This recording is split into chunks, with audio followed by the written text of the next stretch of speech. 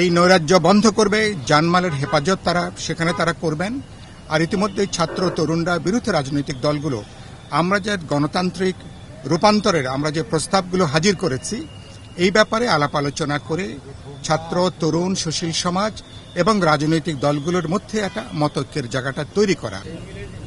এই সরকার তো সর্বদলীয় রূপে আছে, দেশের মানুষ রক্ত দিয়েছে এবং মানুষ ঐক্যবদ্ধ হয়েছে যে একটা গুণগত পরিবর্তন দেশের জনগণের জন্য প্রয়োজন এবং সেই জনগণের লড়াই এখন চলছে।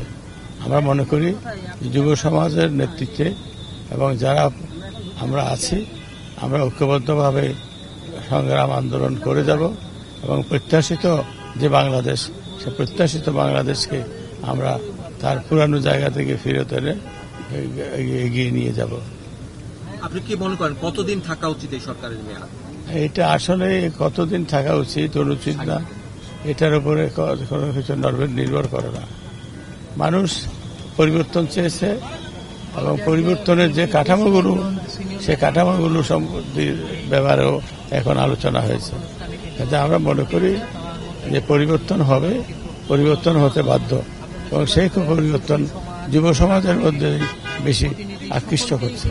প্রত্যাশা একটাই, যত তাড়াতাড়ি দ্রুত একটা সংস্কার করে জনগণের ভোটার দেওয়ার জন্য, জনগণের ভোটের মাধ্যমের জন্য দেশে একটা সুষ্ঠু অবাধ নির্বাচন অনুষ্ঠান করে। একটাই আমরা বাংলাদেশের মানুষের অধিকার চাই যাতে একটি সমৃদ্ধশালী বাংলাদেশ গঠনের জন্য নাগরিক সমাজ যেন ভোট দিতে পারে, তার পছন্দের প্রার্থীকে তারা যেন নির্বাচিত করতে পারে।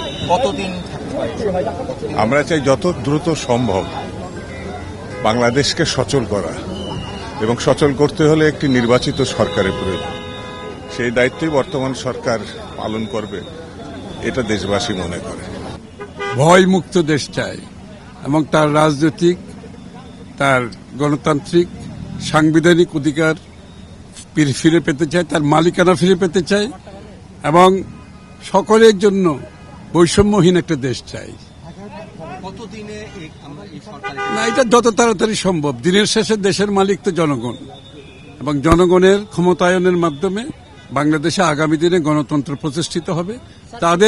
তারা যাতে তাদের প্রতিনিধি নির্বাচন করে, যেই প্রতিনিধি তাদের কাছে দায়বদ্ধ থাকবে, জবাবদিহি থাকবে এবং জবাবদিহিতার মাধ্যমে একটি দেশ একটা লেভেল প্লেইং ফিল্ড থাকবে এবং তাদের সাংবিধানিক, রাজনৈতিক, গণতান্ত্রিক অধিকার ফিরে পাবে।